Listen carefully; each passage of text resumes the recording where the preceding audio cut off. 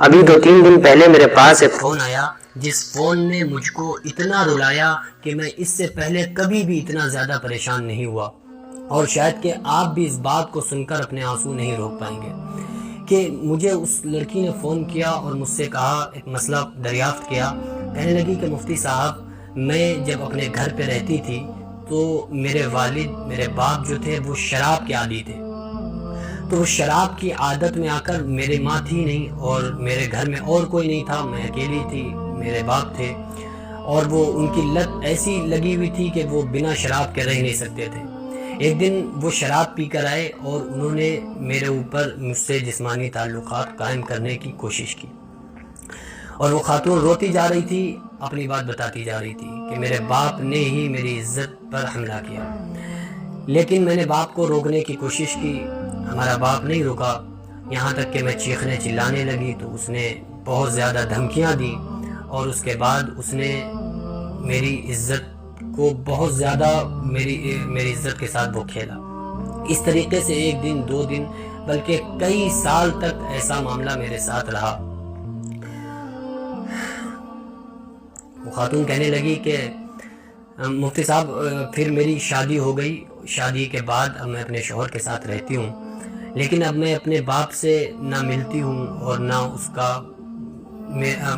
اس کا چہرہ دیکھنے کا میرا دل کرتا ہے، نہ اس سے ملنے کو دل کرتا ہے، نہ اس کے گھر جانے کو دل کرتا ہے، تو کیا میرے اوپر کوئی گناہ ہے؟ تو میں نے ان کو سمجھایا اور میں نے ان کو ایک واقعہ بتایا، لیکن اس سے پہلے آپ یہ سمجھیں کہ آج قوم کہاں جا چکی ہے، یعنی کہ ایک باپ ایسی شرمناک حرکت اپنی بیٹی کے ساتھ کیوں، یہ ایسا کیوں ہوا؟ صرف اور صرف اس وجہ سے کہ 1400 سال پہلے ہمارے نبی صلی اللہ علیہ وسلم نے بتایا تھا کہ شراب تمام برائیوں کی جڑ ہے۔ شراب جب انسان پی لیتا ہے تو پھر وہ بیٹی اور بیوی میں فرق کرنا بھول جاتا ہے، وہ پھر اسے نہیں پتا رہتا ہے کہ میری بیوی کون ہے، میری بیٹی کون ہے۔ تو یہ بات تو ہمارے نبی صلی اللہ علیہ وسلم نے 1400 سال پہلے بتائی۔ پھر میں نے ان خاتون کو، اس بہن کو میں نے ایک واقعہ بتایا، میں نے بتایا کہ ایک مرتبہ حضرت قیس رضی اللہ تعالیٰ عنہ ایک صحابی تھے،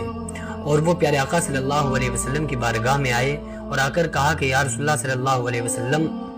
مجھے اسلام قبول کرنا ہے۔ تو آپ نے فرمایا قیس بڑی اچھی بات ہے، اسلام قبول کر لو، لیکن اے قیس اپنی زندگی کا کوئی ایسا سنگین گناہ، اپنا جرم بتاؤ جس جرم کو لے کر تم آج تک پریشان ہو۔ تو انہوں نے ایک اپنا واقعہ بتایا، کہنے لگے کہ یا رسول اللہ صلی اللہ علیہ وسلم زمانے جاہلیت میں نے اپنی بیوی، میری بیوی حاملہ تھی، پریگننٹ تھی، میں نے اپنی بیوی سے کہا کہ بیوی اگر لڑکا پیدا ہو تو اس کو پال لینا، لڑکی پیدا ہو تو زمین کے اندر دفن کر دینا۔ یہ کہہ کے میں سفر پہ چلا گیا، لہٰذا میرے یہاں بیٹی پیدا ہوئی تو میری بیوی نے میرے ڈر کی وجہ سے میری بیٹی کو اپنی بہن کے یہاں پالنے کے لیے دے دیا، یعنی وہ بیٹی اپنی خالہ کے یہاں پلنے لگی۔ جب میں واپس آیا تو میں نے پوچھا کہ بھائی کیا ہوا تھا، تو بیوی نے بتایا کہ مرا ہوا بچہ پیدا ہوا تھا، زمین میں دفن کر دیا۔ اس طریقے سے 4 سال گزر گئے۔ حضرت قیس فرما رہے ہیں کہ جب 4 سال کے بعد میں اپنے گھر میں داخل ہوا، ایک دن تو میں نے دیکھا کہ میری بیوی ایک چھوٹی سی معصوم سی بچی کے پاس بیٹھی ہوئی ہے، اس بچی کو چوم رہی ہے، اور وہ بچی بڑی معصوم لگ رہی تھی، بہت بھولی لڑکی تھی۔ تو میں نے سوچا کہ میں نے اپنی بیوی سے کہا، حضرت قیس بتا رہے، میں نے اپنی بیوی سے کہا کہ اگر میرے پاس بھی ایسی بیٹی ہوتی تو میں بھی پال لیتا۔ تو بیوی نے کہا اسی کو پال لو۔ تو کہنے لگے کہ جب میری ہے نہیں تو میں کیوں پالوں؟ کہا کہ اس کو پال لو، اب جب آپ کے دل میں بیٹی کا رحم آ گیا ہے تو میں آپ کو سچائی بتا دیتی ہوں کہ یہ میری ہی بچی ہے، جو 4 سال پہلے آپ سفر پہ گئے تھے، میں نے آپ سے جھوٹ بولا تھا کہ مرا ہوا بچہ پیدا ہوا تھا، یہی بچی ہے، اور یہ بچی میں نے اپنی بہن کے یہاں پالنے کو دے دی تھی، وہاں پل رہی تھی، تو لہٰذا جب آپ کی اجازت ہو گئی تو میں اس کو پال لیتی ہوں۔ حضرت قیس نے کہا ٹھیک ہے پال لو۔ وہ بیٹی پلنے لگی۔ کچھ دنوں کے بعد لوگوں نے حضرت قیس کو طعنہ دینا شروع کر دیا، کہنا شروع کر دیا کہ اے قیس اب تم کسی کو اپنا داماد بناؤ گے، کسی کو سمدھی بناؤ گے، اور تمہارے یہاں بھی بیٹی آ گئی۔ تو ان باتوں کو لے کر حضرت قیس برداشت نہ کر سکے، بیٹی کو لیا اور ماں سے کہا کہ میری بیٹی کو نہلا دو، دھلا دو، اچھے کپڑے پہنا دو، آج کے بعد تم اپنی بچی کی شکل نہیں دیکھ پاؤ گی۔ ماں سمجھ گئی کہ ہمارا شوہر کیا چاہتا ہے، تو وہ نہلانے دھلانے لگی اور روتی جا رہی تھی. وہ بیٹی اپنی ماں کی طرف دیکھ کر کہتی ہے کہ میری ماں کیوں رو رہی ہو, کس نے تمہیں رلایا, آج تک تو میں نے تمہیں روتا ہوا نہیں دیکھا. کہا کہ مجھے روتا ہوا نہیں دیکھا, میں نہیں روئی, لیکن بس آج رونا آ رہا ہے. ماں نے نہلایا دھلایا, کپڑے پہنایا اور کہا تمہارے باپ تم کو کسی دوست سے ملوانے کے لیے لے کے جا رہے ہیں. وہ بیٹی اپنے باپ کے ساتھ چلنے لگی. چلتے چلتے جب منزل مقصود تک پہنچے, قیس نے گڈھا کھودنا زمین میں شروع کر دیا. حضرت قیس اپنا واقعہ بیان کرتے ہیں اور فرماتے ہیں کہ یا رسول اللہ صلی اللہ علیہ وسلم, جب میں تھک کر بیٹھ جاتا تھا تو معصوم بچی اپنے ہاتھوں سے, ننھے ہاتھوں سے, وہ 4 سال کی بچی اس مٹی کو اس گڑھے سے نکالنا شروع کر دی.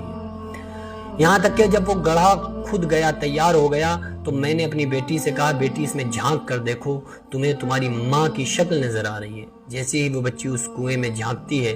قیس نے دھکا دیا, وہ بچی زمین کے اندر چلی گئی. قیس نے مٹی ڈالنا شروع کر دی. وہ بچی دبتے دبتے یہاں تک کہ حلق تک مٹی آ گئی. تو پھر قیس نے, وہ بیٹی کہنے لگی کہ میرے بابا جان, کل قیامت کا دن ہوگا, اللہ تبارک و تعالیٰ وَإِذَا الْمَوْءُودَةُ سُئِلَتْ بِأَيِّ ذَنبٍ قُتِلَتْ, جن بچیوں کو زمین کے اندر درگور کیا گیا ہے ان سے قیامت کے دن اللہ پوچھے گا کہ بتاؤ تم کو کیوں دفن کیا گیا تھا زمین میں, تمہیں کو لوگوں نے کیوں دفن کیا, یا تمہارے باپ نے کیوں دفن کیا, آخر تمہارا گناہ کیا ہے. تو بیٹی کہنے لگی کہ اے میرے باپ, اے قیس, جب قیامت کے دن میرا اللہ مجھ سے پوچھے گا کہ تم کس جرم میں تمہارے باپ نے تمہیں زمین میں دفن کیا تھا, تمہارا گناہ کیا تھا, تو بیٹی کہہ رہی ہے کہ اے میرے باپ, اے قیس, میں آپ کا نام نہیں لوں گی, بلکہ جب میرا اللہ کہے گا کہ اے بیٹی تمہیں تمہارے باپ نے زمین میں کیوں دفن کیا, تو میں کہہ دوں گی کہ اے اللہ, میرا جرم یہ تھا کہ تو نے مجھے لڑکی بنا کر پیدا کیا تھا. اگر تو مجھے لڑکا بنا کر پیدا کرتا, میں بھی